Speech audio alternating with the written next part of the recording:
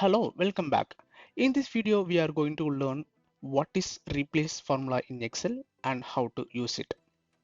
Let's get started.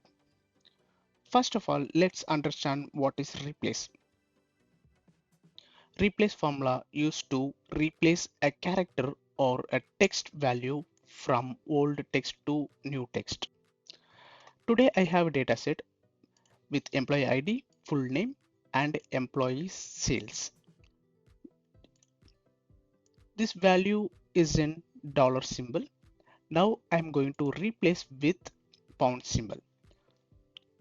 To use replace value, just press equal to and type replace and open bracket. There are four arguments in this. First one is old text. Old text that needs to be converted. So this is the one. And second argument is start number, text character position which needs to be converted. So number one, so we are going to use the first character of this text. And next one is number of characters. How many number of characters need to be replaced with new text.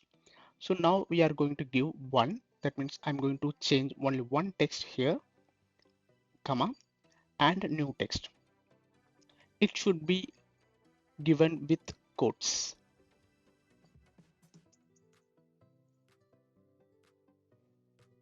Close bracket. Just drag and drop to fill it.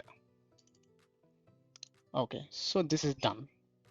Let's see another example. So in this employee ID, you can see employee ID with EA character. Now I'm going to replace this character with AE instead of EA. Just insert a column. Okay, replace. Now I'm going to replace third and fourth characters. So 3, 2, and new text is A, and new text is AE.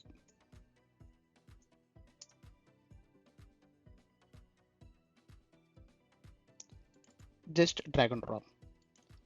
Now this is replaced with AE.